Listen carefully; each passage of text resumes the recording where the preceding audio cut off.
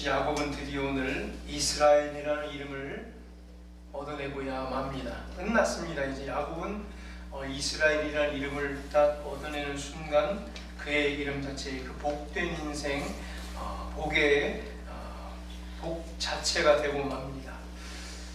아브라함이 복 자체였죠. 하나님께서 아브라함을 너는 복이라, 아브라함을 복으로 정의했고 또 이삭이 그 복을 이어갔고 야곱 그 자체가 복덩어리가 됩니다. 오늘 그 엄청난 이 장면까지 인도했던 하나님,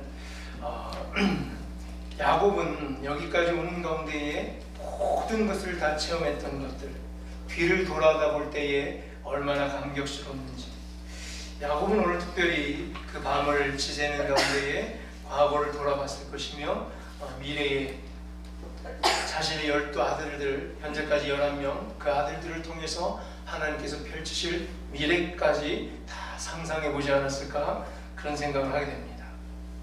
철저히 하나님의 계획에 동참할 때 하나님께서 친히 막아주시고 친히 길을 내주시며 변호까지 해주시는 기적을 야곱은 체험했습니다. 자, 이제 가나안 땅으로 돌아가려는 야곱, 귀향이라고 했죠. 귀향길에 찾아온 첫 번째 난관이었던 라반, 외삼촌 라반의 추격을 하나님의 은혜로 잘 해결합니다. 따돌린 것도 아니요, 아름답게 직접 만나서 해결하며 화해까지 했죠.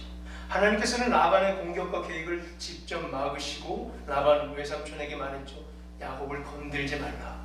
네 수준으로 야곱을 판단하지 말아라. 네 머리의 계략으로 하나님의 백성이 이랬느니 저랬느니 감히 너의 기준으로 입을 통한 말로 야곱을, 하나님의 백성의 인생을 재단하지 말아라 라는 얘기죠. 우리도 똑같아요. 세상 사람들로 하여금 하나님의 백성들이 이랬느니 저랬느니 판단받아서는 안 돼요. 감히 자기들이 뭔데 우리를 판단하는가, 그 판단거리에 우리가 그 거리로 들어가면 안 돼요. 초월하는 인생을 살아야 되고, 그만큼 초월할 수 있게끔 하나님께서 야곱에게 함께 해주시고 보여주시고 기적으로 간증 베풀어줬던 그 간증들이 우리의 이 현실의 삶 가운데도 그대로 이루어지기를 간절히 소망해 봅니다. 감히 우리를 판단해, 감히 우리를 이래라 저래라, 이랬느니 저랬느니 그 소리를 들을 자가 아니라는 얘기예요. 수준이 그만큼 높아졌다는 거예요. 하나님께서 라반의 공격을 다 계획을 막으셨죠. 그리고 라반과 언약을 맺게 하고 피차의 아름다운 화해를 이루게 했고, 진정으로 샬롬의 하나님의 모습을 미리미리 보여주고 있죠. 샬롬하는 거예요. 화해하라고 그랬죠.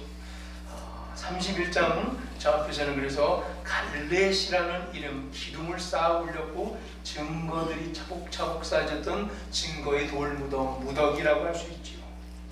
갈렛, 화해의 상징이었죠. 이후에는 이제 떡을 함께 뗐고 함께 거주한 후에 라반은 아름답게 헤어졌죠. 자기의 딸들과 손자들과 작별하고 돌아갔습니다. 아름다운 화해의 장면을 우리는 묵상했고 샬롬을 한 번 더 배우게 됐습니다. 자, 이제 계속해서 귀향길을 가는 동안 또 다른 환난 앞에 야곱은 서게 됐다고 그랬죠. 에서, 언젠간 넘어야 할 깊은 아주 높은 산맥 에서, 형 에서는 분명히 야곱을 잡아 죽일 것이었죠. 잡아 죽이려고 덤벼들 것이 분명했죠. 에서는 어떤 인생을 겪었는지 사실 몰라요. 성경엔 기록이 안 돼 있어요. 야곱은 별의별 인생을 20년간 겪었죠. 에서는 뭘 했는지는 모르겠지만 분명한 건 에서가 야곱을 잡으면 아마 잡아 죽였을 거예요. 창세기 저 앞에 27장 41절 42절에서도 그렇게 있었다고 그랬죠. 한번 읽어보면 그의 아버지가 야곱에게 축복한 그 축복으로 말미암아 에서가 야곱을 미워하여 심중에 이르기를 아버지를 곡할 때가 가까웠은즉 내가 내 아우 야곱을 죽이리라 하였더니, 그는 분명히 죽일 것이 분명했죠. 지금까지 상황은 이랬습니다. 아직도 분을 품고 야곱을 죽이려 하는가 정말 궁금하지 않을 수 없었습니다. 32장 우리가 뒤에 읽었는데 저 앞에 6절에서는 지금까지 상황이 별로 좋지 않았죠. 400명을 거느리고 야곱을 만나러 오더라 에서가 말이죠. 분명히 400명의 군사였고 잡아 죽이려고 하는 것이 분명했습니다. 야곱은 어떻게 해야 했는가? 살고 싶으면 도망가야 하는 게 맞았죠. 거기서 여기까지 소식을 들으면 야곱은 방향을 돌려 도망가 버리면 돼. 다시 바다 아람으로 도망가든지. 그럼 지금까지 했던 게 다 물거품이 되는 거죠. 내려와서 가나안 땅으로 들어가서 하나님의 집을 세워서, 야곱의 집을 세워서, 이스라엘 집을 세워서 성경을 써나가야 되는 게 하나님의 계획이었는데, 넘어야 될 산에서 400명의 군사를 들고 다시 거꾸로 들러오더라. 어떻게 할까? 바다 아람으로 다시 돌아갈까? 아니면 외면한 채 그냥 가나안 땅으로 그냥 들어가 버릴까? 요단강을 건너서 일단 잠시 피할까? 여러 가지 수가 있었죠. 야곱이 택한 수는 그런데 뭐였죠? 정면 돌파였어요. 이제 야곱은 도망가는 것도 귀찮았나 봐요. 이제 알았어요. 하나님을 제대로 만난 인생, 그냥 정면 돌파하는 거예요. 회피할 수도 없고 언젠가 한번 맞닥뜨려야 될 것이라면 지금 아예 맞닥뜨리자. 왜? 하나님께서 나를 살리시는구나 걸 알았어. 나와 함께하는구나. 나를 인도하는구나. 외삼촌 라반과의 이 장면을 이렇게 화해로 만들었던 하나님께서 에서와의 만남 가운데도 무슨 일을 펼치지 않으실까라는 막연하지만 담대한 믿음이 그에겐 있었죠. 그럼에도 불구하고 32장 7절을 보면 심히 어땠다고요? 32장 7절 두렵고 답답한 것, 솔직한 심정이죠. 아무리 야곱이고 아무리 많은 체험을 했더라도 400명을 끌고 쳐 죽이려 오는 야곱, 자기가 옛날에 했던 짓이 있는데, 에서에게 했던 짓이 있는데 답답하고 두려웠을 거예요. 이건 아무리 믿음이 큰 사람도 현실 가운데 이런 거는 당연한 거예요. 야곱은 부르짖죠. 하나님께. 11절 보면 하나님께 부르짖고, 이제 파란만장한 야곱의 인생 가운데 또 한 번 닥치는 이 환난의 순간, 지금까지 별의별 일을 다 겪었고 수도 없이 많은 일을 유난히도 많이 겪었던 야곱, 이전 같으면 잔꾀와 계략으로 이 환난을 헤쳐나갔겠지만 이제는 주여 하고 부르짖는 야곱, 간절히 부르짖죠. 내 형 에서의 손에서 나를 건져내시옵소서라고 11절에 내 형의 손에서, 에서의 손에서 나를 건져내시옵소서 간구하는 야곱, 그리고 도망가지 않고 에서를 만나러 가는 이 장면. 그러면서 12절은 이런 말이 또 있죠.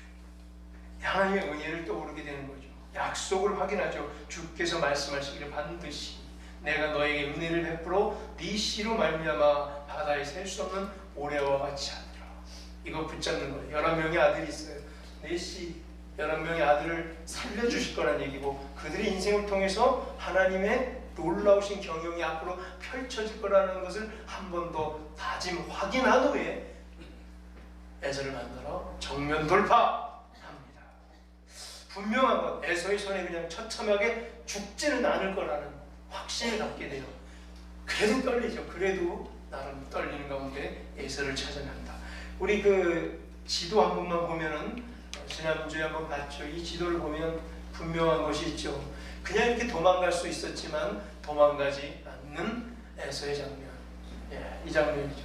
저 앞에 그래서 그냥 저 왼쪽으로 요단강 건너 들어갈 수도 있는데, 여기 시퍼런 강물이 있는데 그 아래 세일산, 여기까지 굳이 내려온다 그랬죠. 안 내려가도 됐거든요. 그냥 몰래 가나안 땅으로 들어가서 전열을 받아두고 자기 힘을 기를 수 있었지만 야곱은 굳이 세일로 향하여 들어갑니다. 그 다음 사진이 더 잘 보이죠? 한번 볼까요? 여기 초록색, 빨간색 분이엘에서 여기 압곡강이에요. 압곡강에서 굳이 압곡강 건너지 말고 스켐이라는 세겜으로 바로 들어가면 됐어요. 그런데 굳이 야곱은 일부러 에서를 만나러 갔다. 왜? 이제 자신이 있었어요. 무조건 정면 돌파예요. 야곱은 이제 회피하잖아요. 인생의 문제를 회피하잖아요. 덮지 않아요. 일단 덮어두고가 아니라 그냥 정면 돌파로 바뀝니다. 어떻게 되겠지? 죽기야 하겠어.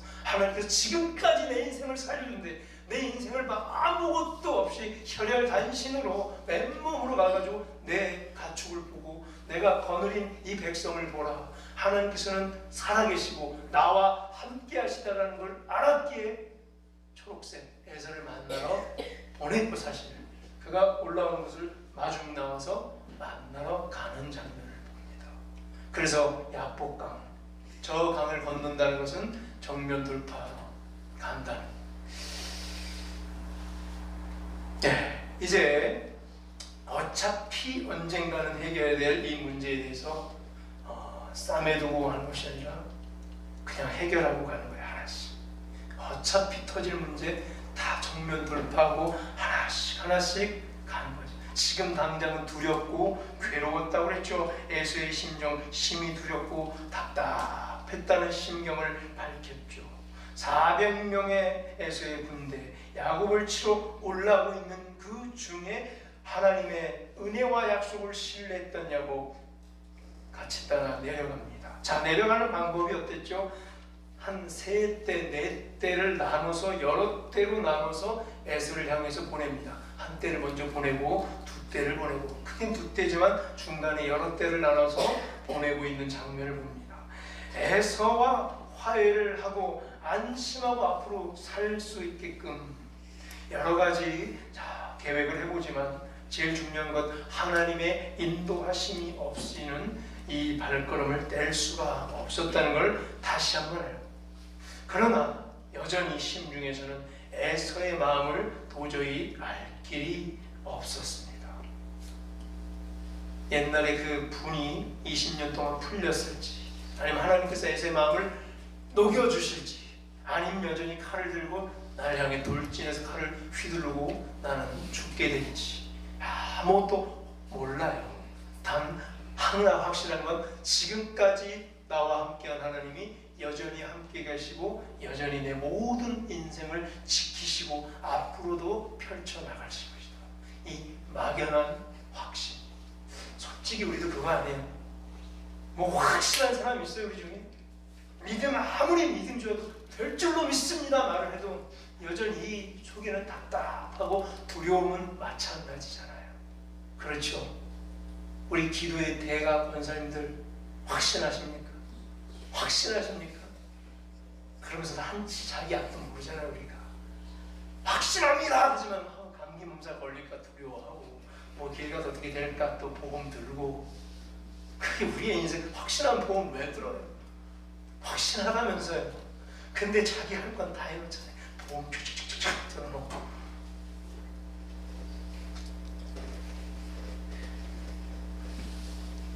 야곱의 마음을 우리 좀 알지 않을까 이제? 자, 이제 어떻게 될까? 자, 오늘 밤을 지새는 야곱을 읽었습니다.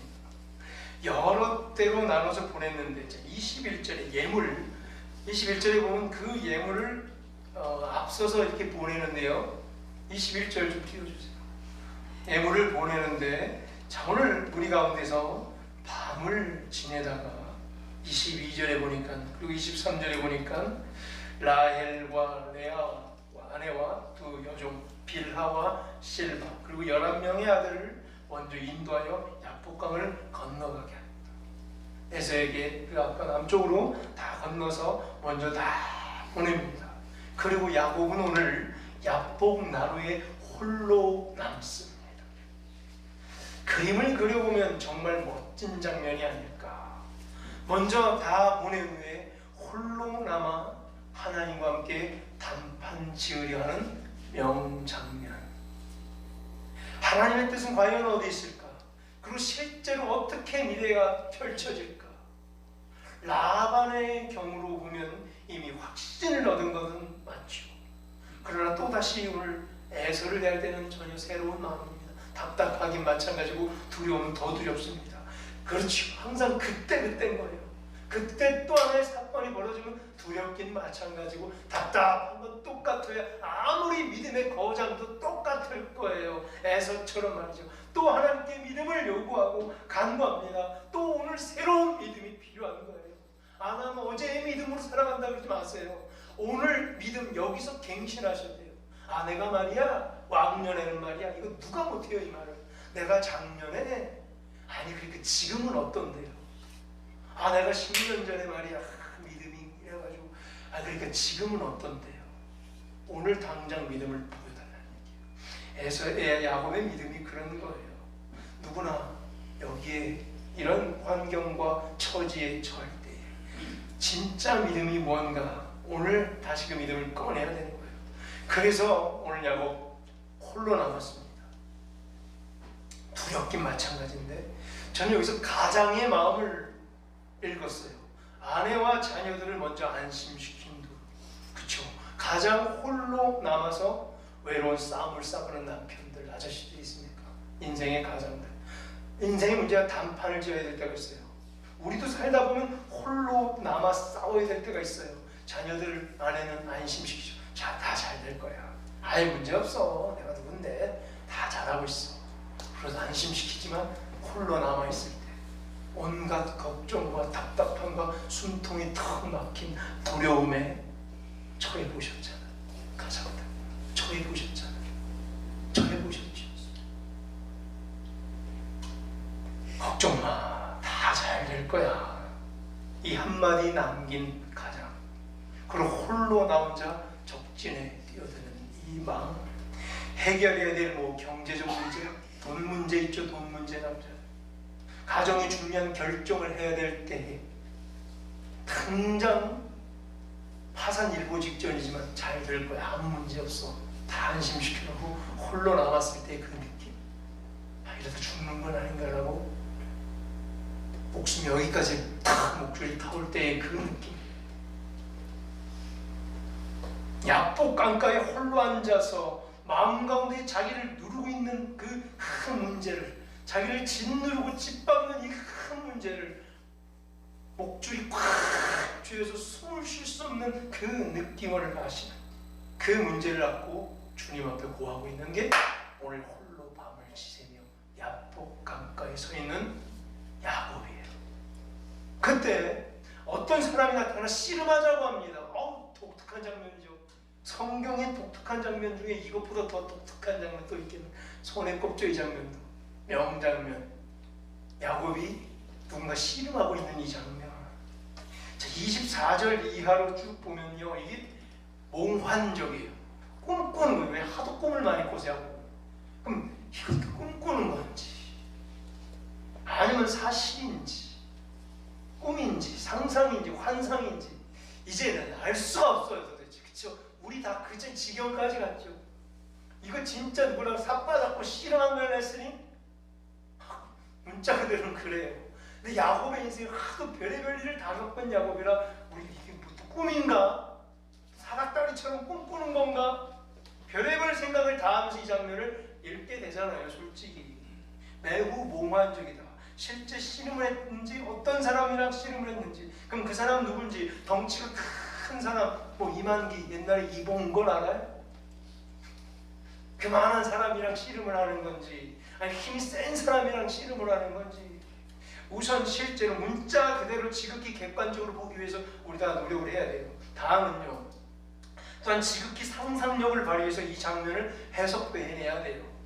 밤을 지샜고 홀로 남았고 피몽사몽 중에 꿈꾼 건가? 아니면 복잡 미묘한 이 마음 상태에서 인생의 가장 큰 문제, 아마 야곱이 지금까지 겪었던 문제 중에 가장 큰 산맥을 오늘 만난 거예요. 에서와 400명의 군사가 달겨들고 있는 이때에 사생결단하고자 하는 야곱.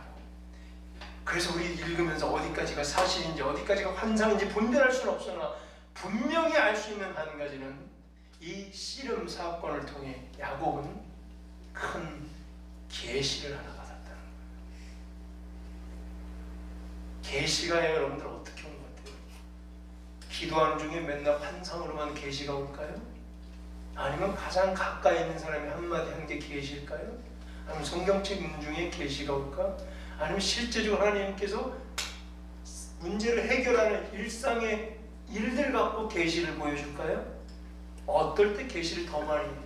저 같은 경우는 실질적으로 가장 가까이 있는 사람이 한마디 주는 그것도 기도하는 사람이 한마디 건네는 말 갖고 계시로 받아들여요. 막연하게 꿈 가운데 동쪽으로 가거라, 20억을 투자하라, 이런 꿈은 못 꿔요. 그런 거 없어요. 동쪽에 가서 골목 두 번째를 돌면 귀인이 있을 테니 그 귀인의 말을 들어라, 이런 적은 한 번도 없었어요. 저는 무슨 부채도사예요? 실질적으로 누군가 한마디 해주는 게 하나님의 음성일 수 있고, 아니면 그 문제를 갖고 기도할 때 실제 길이 열리는 방향이 있어요. 문을 열어주는 거. 도저히 안 될 길을 열어주는 하나님의 방식 갖고 계시를 받아들일 수 있는 거예요. 오늘 야곱은 어떤 방식으로 계시를 받아들일까? 중요한 것 하나, 누구랑 씨름했는지, 여기 실제 어느 장소에 있는지, 야곱이 씨름한 장소가 여기였습니다, 성지순례 가서 그 장면이 사실인지, 그게 중요한 게 아니라 야곱은 여기 오늘 계시를 받았다는 거예요. 28절에서 하나님과 겨루고 이겼습니다. 자, 그 사람이 누구였어요? 야곱과 씨름한 당사자는 누구였다는 거예요? 하나님이었어요. 그건 성경이 그렇게 기록을 해놨어요. 야곱은 분명히 씨름을 했어요. 누군가 붙잡고. 근데 그 씨름의 형태가 오늘 성경에서 씨름하다라는 말, 막 씨름인데 실제로 막 레슬링, 괴꼬르마냥 자유형, 아니면 실제로 싹바잡고 먼지 날리는 씨름, 맞아요. 그 씨름이에요. 먼지 날리는데 난리다. 막 먼지 날리면서, 그냥 연기 날리면서 먼지 쌓이게 땅바닥에 먼지 나도록 누군가 다투다라는 뜻이 씨름을 하는 거예요. 분명히 씨름을 했어요. 흙먼지 뒤집어 쓰고 싸우는 장면을 의미하긴 해요. 그럼 여기를 어떻게 해석해야 될까? 하나님과 씨름인데 실제 하나님의 모습이 나와서 하나님이 떡 잡고 같이 씨름을 했는가? 그럼 하나님과 마주 섰는가? 일단 우리 액면 그대로 받아들여야 돼요. 첫 번째 해석은 진짜 하나님을 본 자다, 야곱. 그러니까 야곱의 백성, 이스라엘 백성들이 그렇게 소중하지. 로마서에서도 사도 바울이 단 한 번도 놓을 수 없는 게, 아무리 이방인이 날고 겨도 늘 누구예요? 야곱아, 이스라엘을 놓지 않죠. 먼저는 유대인이니까. 절대 안 나요. 왜요? 야곱인데 하나님과 직접 맞닥뜨렸다고 저는 그냥 봅니다. 하나님을 본 자. 성경에서 그랬잖아요. 하나님과 직접 씨름했고, 하나님의 모양으로 같이 야곱과 씨름하다가 야곱의 고관절, 거기를 침줄을 끊어버렸죠. 자, 이걸 그대로 일단 받아들여요. 그럼 또 하나, 그럼 막 진짜 물리적인 싸움을 했는가? 아니면 가장 탁월한 해석, 그 누구도 거부할 수 없는 해석, 기도죠. 사생결단의 기도로 하나님 앞에 떼쓰고 있는 장면. 목숨 걸고 사생결단의 기도를 하나님 앞에 올린 것, 불쌍히 여겨주소서, 살려주소서, 보호하여 주시옵소서라고 에서의 마음을 돌이키소서라고 기도하지 않았습니까? 에서의 칼날을 집어넣게 하시고 에서의 마음을 바꾸시고 샬롬으로 바꾸셔서 나를 딱 만났을 때 칼을 휘두르는 게 아니라 나를 안아주고 입맞춤하게 하소서. 사생결단을 하지 않았을까요? 여기까지 에서는 죽이려고 달려오는 거야. 아무도 몰라요. 근데 하나님께서 그래서 바꾸신 거예요, 에서의 마음을. 이후에 봤듯이 에서는 요셉을 맞이해서 부둥켜 안고 입맞춤이에요.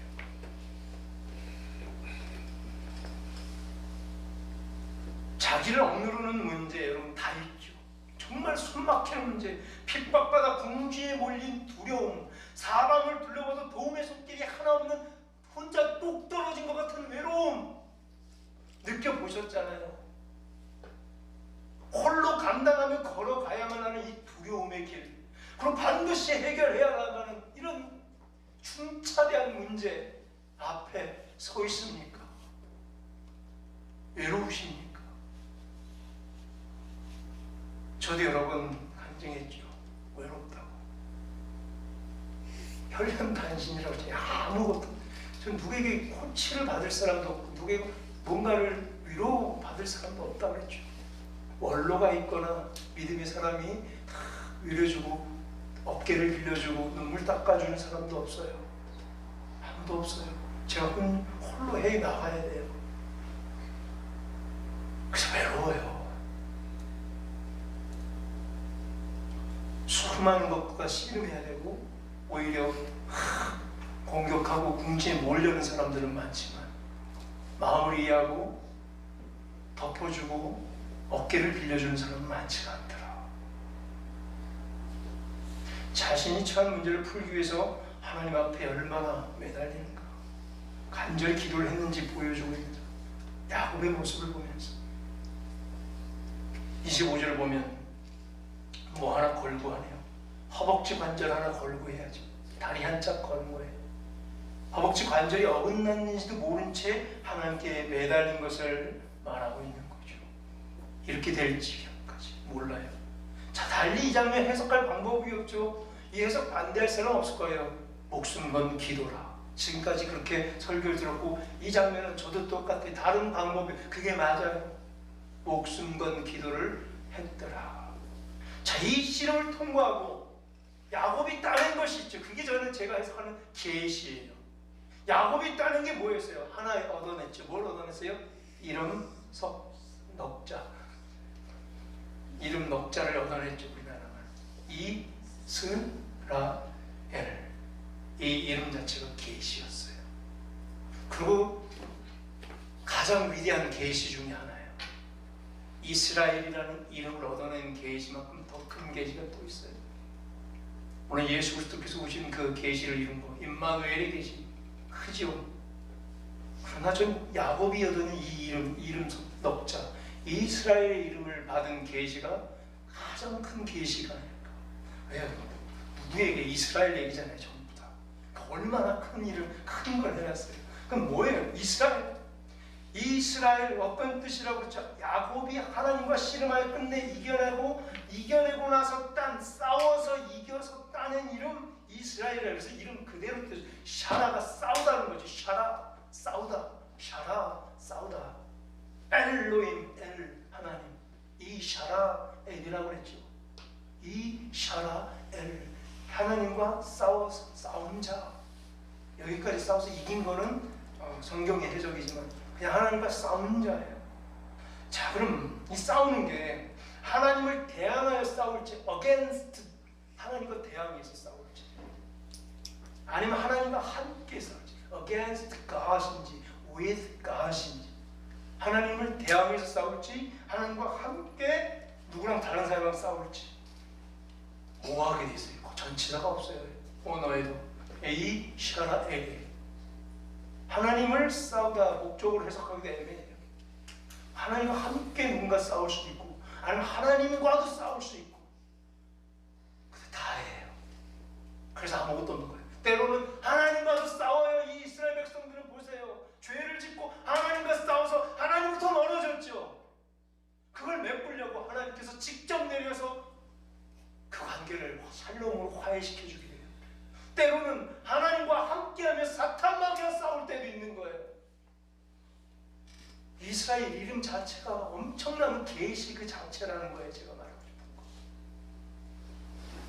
하나님과 더불어 만약에 싸우려면, 그리고 이기려면 자기 것 하나 내줘야 돼요. 야곱의 경우가 허벅지 관절이었어요. 26절을 보니까 축복하지 않으면 절대 가게 하지 않고 절대 놔주지 않겠습니다.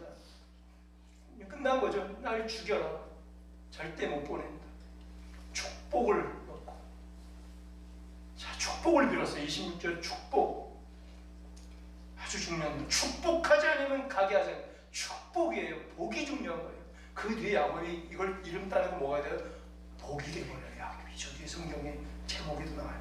야곱이 복이 돼요. 29절에 보면 그 사람이 야곱에게 그래서 축복한지라. 하나님과 겨루어 이겼죠. 28절에 하나님을 대항하여 싸우는 자가 이스라엘이라고 했고, 결국에 야곱에게 축복한지라. 축복을 얻어내고야 말았어요. 야곱이 홀로 남아서 사생결단의 시름의 기간을 가졌고 결국 축복을 받아낸 이야기를 우리는 보고 있어요. 자, 그런데 이 장면에 또 하나의 강력한 핵심이 하나 있어요. 28절을 자세히 보면요. 28절. 하나님과 겨루어 이겼음이라 맞죠?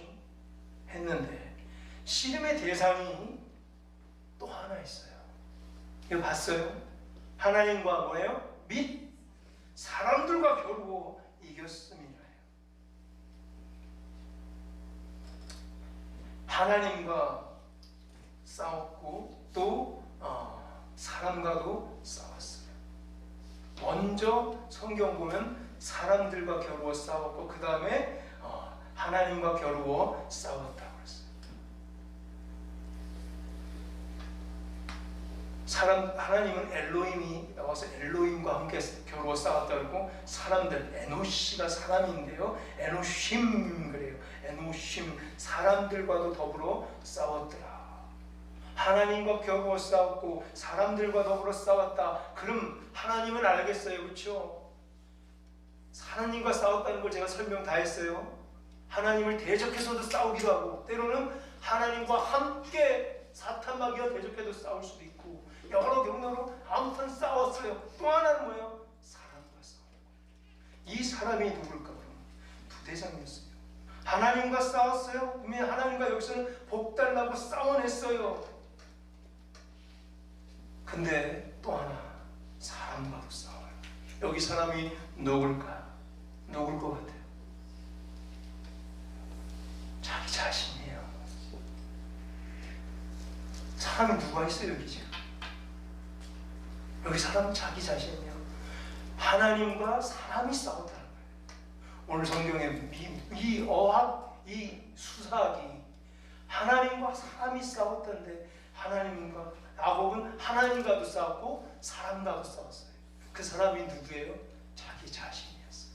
제일 힘든 게 자기 자신과의 싸움과 씨름이에요. 사람은 오직 야곱뿐이었어요. 여기 하나님과 싸울 뿐만 아니라 사람, 야곱 자신과 싸움. 하나님과 씨름하는 동시에 야곱은 지금 뭐하고 있는 거예요? 자기 자신과 씨름하고 있는 거예요. 자기 자신을 이겨냈어요. 하나님께 간절히 매달리는 동시에 철저히 뭐했어요? 자기 자신과도 철저히 싸웠어요. 옛날의 야곱을 완벽하게 분리해낸 거예요.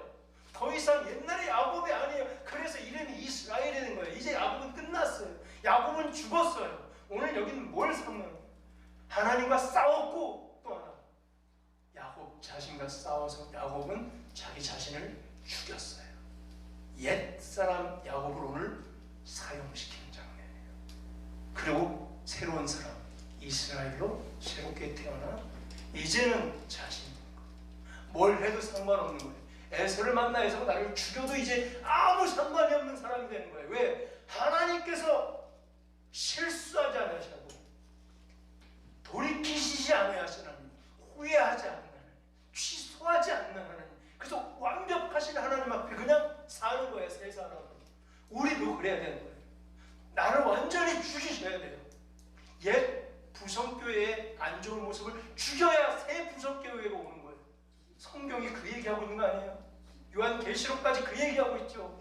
새 것이 되라고, 새 하늘과 새 땅에서 살 거고 새 예루살렘 성전에서 살 거예요.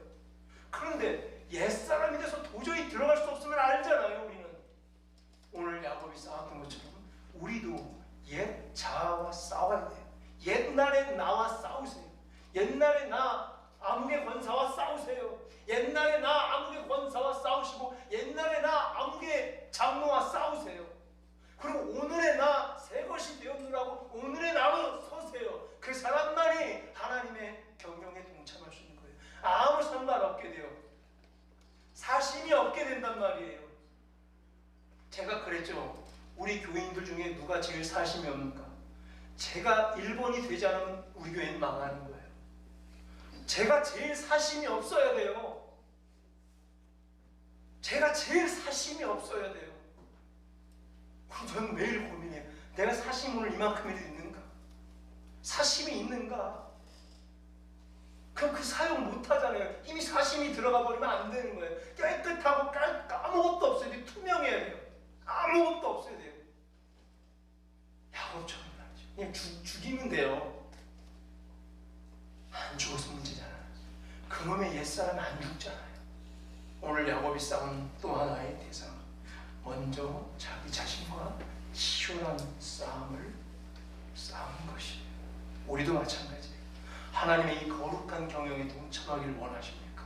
그럼 먼저 자기 자신과 치열한 싸움을 치러내시고 그 사람과도 이겨내십니다. 옛사람과도 싸워서 이겨낸 자, 하나님과 및 사람들과 싸워서 이겨낸 자처럼 우리도 이기셔야 돼요. 혹시 그러다가 지면, 결국 우리가 지면 누군가가 도와줄 줄 믿습니다. 그 누군가가 누굴까? 예수 그리스도께서 함께 하시면서 임마누엘로 도와주시고 성령께서 내주하심으로 말미암아 떠나지 않으니까 임마누엘이 성령이죠. 성령께서 떠나지 않고 우리를 도와주실 줄 믿습니다. 그래도 우리는 시도해 봅시다. 옛사람과 오늘 당장 투쟁하시고 내일 다시 태어날 때 옛사람을 죽이시고 새 사람으로 매일매일 성령과 함께 새 나의 영원한 현재를 살아가는 우리 모두 되기를 주의 이름으로 축원합니다. 하나님 아버지,